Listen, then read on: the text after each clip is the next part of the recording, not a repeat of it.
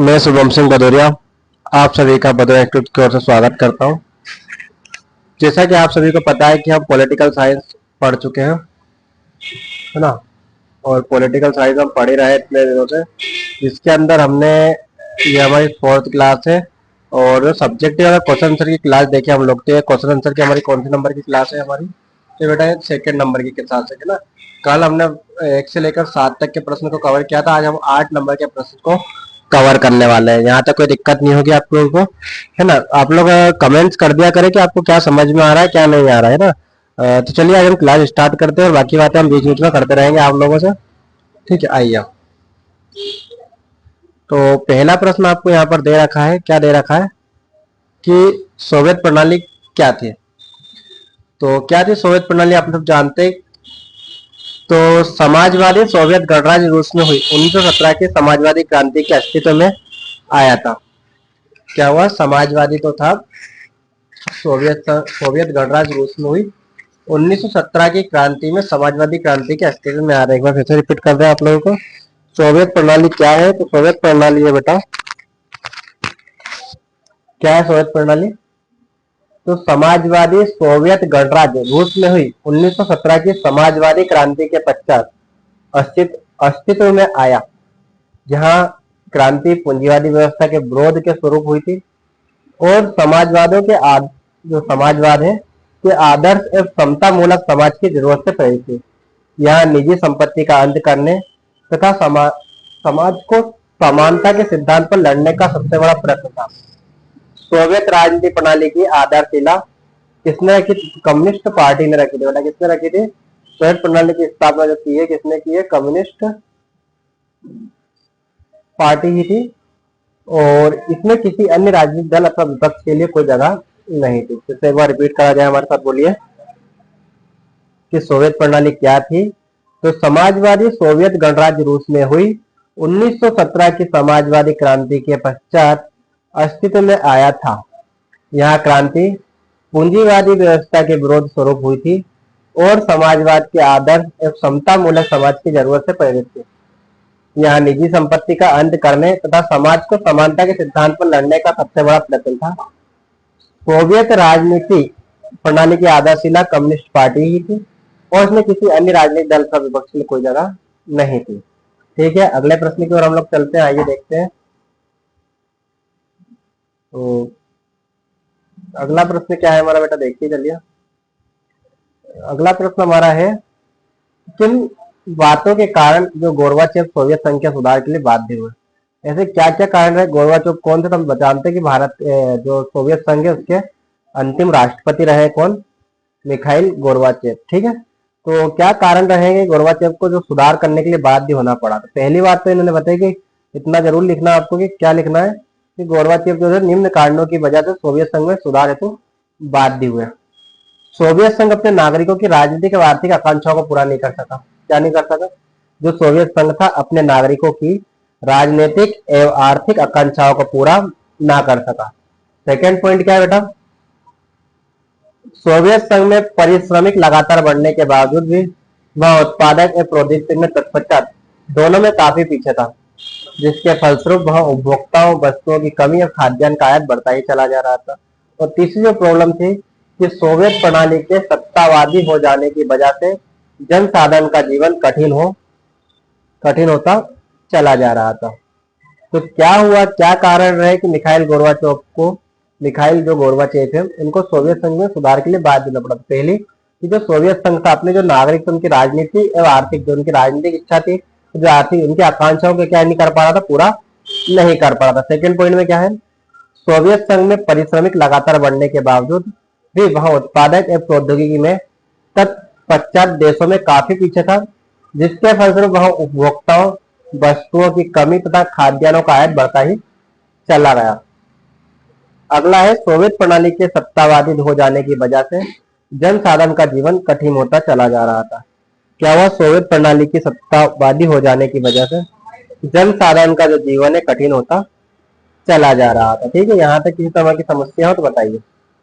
हाँ बताइए कैसा लग रहा है आपको क्लास करकर। ठीक है, तो आप ऐसे ही क्लास करते रहें।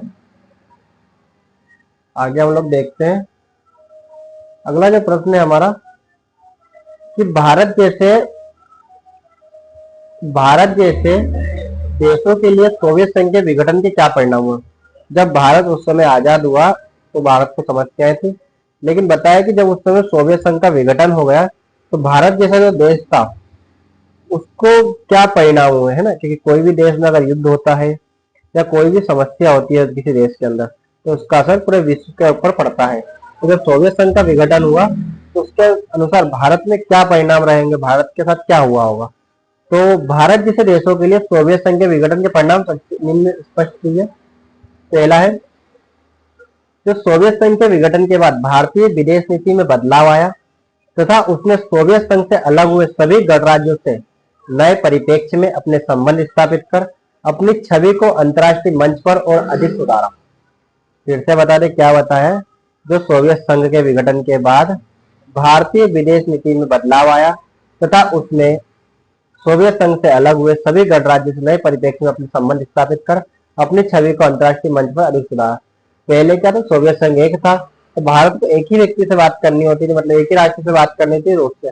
लेकिन जब सोवियत संघ का विघटन हो गया तो उसके अंदर जो 15 अलग अलग राष्ट्र बन गए थे उन सबसे क्या करना पड़ा, भारत को संबंध बनाने पड़े और अंतर्राष्ट्रीय मंच था उस पर अपनी छवि को सुधारा उसने।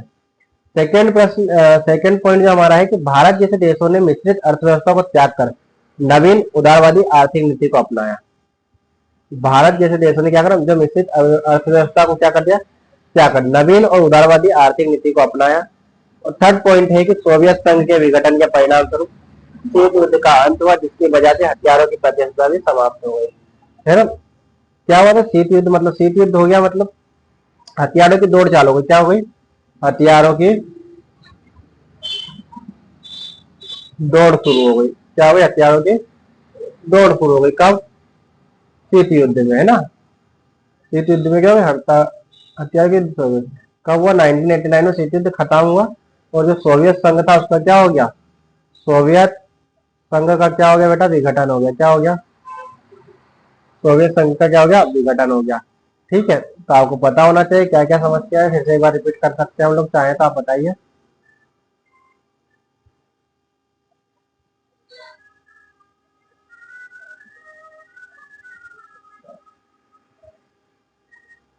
ठीक है, आगे देखते हैं हम लोग।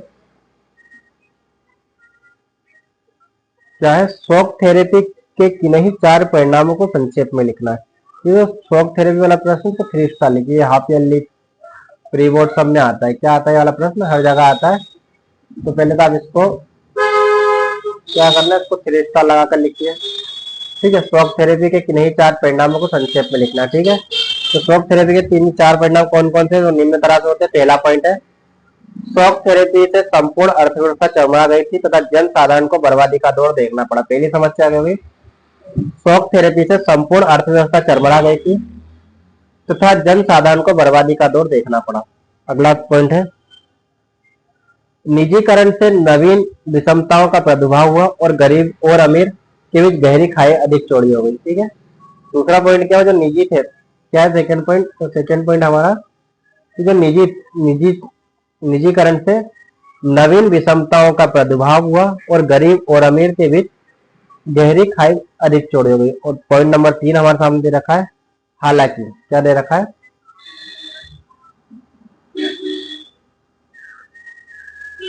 हालांकि आर्थिक बदलाव, यहाँ है ना तीसरा, ये कौन सा पॉइंट बेटा, तीसरा पॉइंट क्या है, हालांकि आर्थिक बदलाव को अत्यधिक प्राथमिकता दी गई तथा उसे पर्याप्त स्थान भी दिया गया, लेकिन लोकतांत्रिक संस्थाओं के निर्याता का कार्य ऐसी प्राथमिकता के साथ नहीं हो सका। ठीक है, तो सोवियत संघ के परिणाम के विघटन के 3 कारण है, फिर से हम एक बार रिपीट करेंगे इसको। तो आइए हम देखते हैं, नीचे चलते हैं, एक बार फिर से देखते हैं पहला परिणाम क्या रहा है शॉक थेरेपी का।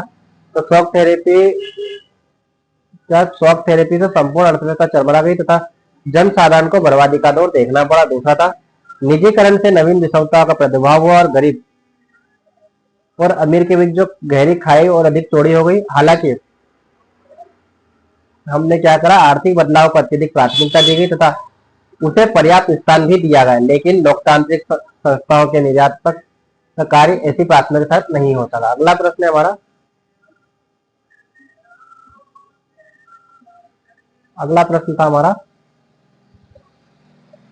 सोवियत अर्थव्यवस्था को किसी पूंजीवादी देश जैसे संयुक्त राज्य अमेरिका की अर्थव्यवस्था से अलग करने वाली किन्हीं तीन विशेषताओं का जिक्र कीजिए।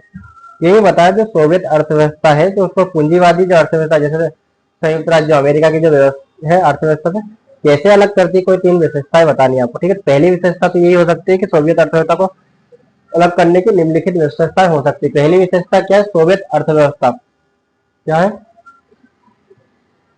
सोवियत अर्थव्यवस्था पूंजीवादी देशों की अर्थव्यवस्था से अलग है क्योंकि इसमें उद्योगों का ज्यादा महत्व नहीं दिया गया, जबकि पूंजीवादी अमेरिकी व्यवस्था में उद्योग धंधों को अत्यधिक महत्व प्रदान किया गया। सोवियत अर्थव्यवस्था योजनावत तथा राज्य के नियंत्रण में थी। तो सोवियत अर्थव्यवस्था थी क्या थी, योजनावत तथा राज्य के नियंत्रण में थी, जबकि पूंजीवादी देश में विशेष रूपों से अमेरिका से मुक्त व्यापार नीति को अपनाया गया। सोवियत अर्थव्यवस्था में उत्पादन एवं वितरण के साधन पर शासकीय नियंत्रण था, जबकि पूंजीवादी देशों में निजीकरण को अपनाया गया। ठीक है, दोनों में क्या क्या अंतर है। आगे वाला पॉइंट ज्यादा वेरी इंपॉर्टेंट है कि सोवियत जो अर्थव्यवस्था उसमें उत्पादन है वितरण के साधनों पर शासकीय नियंत्रण था किसके, सोवियत संघ में, जबकि जो पूंजीवादी थे उन्होंने निजीकरण को पहले अपनाया, निजीकरण कर दिया सब कुछ, है ना। और अगला प्रश्न है, सोवियत अर्थव्यवस्था योजनावत तथा राज्य के नियंत्रण में थी, जबकि पूंजीवादी देशों में विशेष रूप से अमेरिका में मुक्त व्यापार नीति को अपनाया गया। थर्ड है ना, तो आपको यहाँ तक समझ में आ गया होगा। चलिए अगला प्रश्न देखते हैं हम लोग, आइए। अगला प्रश्न हमारे सामने दे रखा है, सोवियत प्रणाली के कोई दो दोष अवगुण तथा सोवियत संघ के विघटन के कोई दो कारण लिखिए। तो पहला प्रश्न आपको दे रखा है, सोवियत प्रणाली के दो दोष। धीरे धीरे सोवियत प्रणाली समाजवादी हो गई, जिसमें नौकरशाही का प्रभाव बढ़ा। सोवियत संघ में एक दलीय शासन था जो किसी के प्रति उत्तरदायी नहीं था। फिर से बता दें, सोवियत प्रणाली के दो दोष। धीरे धीरे सोवियत प्रणाली समाजवादी हो गई, जो सोवियत प्रणाली धीरे धीरे क्या हो गई, समाजवादी हो गई, जिससे नौकरशाही का प्रभाव बढ़ा। क्या होता था, समाजवाद होता है नौकरशाही का, जो लोग नौकर ज्यादा होते, जबकि सोवियत संघ में एक दलीय शासन था जो किसी के प्रति उत्तरदायी नहीं था। अगला था कि सोवियत संघ के विघटन के कारण क्या रहे हैं, तो पहला तत्कालीन सोवियत राष्ट्रपति गोर्बाचेव द्वारा चलाए गए आर्थिक एवं राजनीतिक सुधार कार्यक्रम, पहला पॉइंट बहुत इंपॉर्टेंट है ना। और दूसरा क्या है, सोवियत गणराज्यों में लोकतांत्रिक उदारवादी भावनाएं पैदा होना। सोवियत गणराज्य में क्या हुआ, लोकतंत्र में उदारवादी भावनाएं पैदा हुई। अगला जो प्रश्न क्वेश्चन है हमारे सामने, कठोर द्विध्रुव व्यवस्था की विशेषताओं को संक्षेप में लिखना। किसमें, कठोर द्विध्रुव व्यवस्था की विशेषताओं को संक्षेप में लिखिए। रोजेन एव जोन्स द्वारा द्विध्रुव व्यवस्था की निम्नलिखित विशेषताओं का उल्लेख किया गया। कठोर द्विध्रुव व्यवस्था में समस्त शक्तिशाली देश किसी न किसी गुट में सम्मिलित हो जाते हैं तथा कोई शक्तिशाली राष्ट्र की भूमिका के लिए नहीं रहता है। कठोर द्विध्रुवीकरण व्यवस्था का यह अर्थ नहीं लिया जाना चाहिए कि दोनों शक्ति गुट पूर्ण रूपेण विद्यमान हो। कठोर द्विध्रुव व्यवस्था में प्रतिस्पर्धा करने वाली शक्तियों का लक्ष्य अंतरराष्ट्रीय क्षेत्र में समानता न होकर सर्वश्रेष्ठ शक्ति संपन्न बनाने का होता है। फिर से एक बार रिपीट किया जाए, बोलिए, समझ में आ रहा है बच्चों जी। जो कठोर द्विध्रुव व्यवस्था की विशेषताओं को संक्षेप में लिखिए। तो बताया कि रोजेन ए जोन्स द्वारा द्विध्रुव व्यवस्था की निम्नलिखित विशेषताओं का उल्लेख किया गया है। पहली, कठोर द्विध्रुव व्यवस्था में समस्त शक्तिशाली देश के किसी न किसी गुट में सम्मिलित हो जाते हैं तथा कोई शक्तिशाली राष्ट्र की भूमिका के लिए नहीं रह सकता है। अगला है, कठोर द्विध्रुव व्यवस्था का यह अर्थ नहीं लिया जाना चाहिए कि दोनों शक्ति गुट पूर्ण रूपेण विद्यमान हो। अगला जो प्रश्न है, कठोर द्विध्रुव व्यवस्था में प्रतिस्पर्धा करने वाली शक्तियों का लक्ष्य अंतरराष्ट्रीय क्षेत्र में समानता न होकर सर्वश्रेष्ठ शक्ति संपन्न बनाने का होता है। अगला प्रश्न जो हमारे सामने है, देखिए सॉरी, अगला जो प्रश्न हमारे सामने दे रखा है, क्या दे रखा है, अगला जो प्रश्न हमारे सामने दे रखा है, क्या दे रखा है, पढ़िए बच्चों, क्या प्रश्न दे रखा है, अगला पढ़िए जल्दी और पढ़ के हमको बताइए कैसा लग रहा है आपको।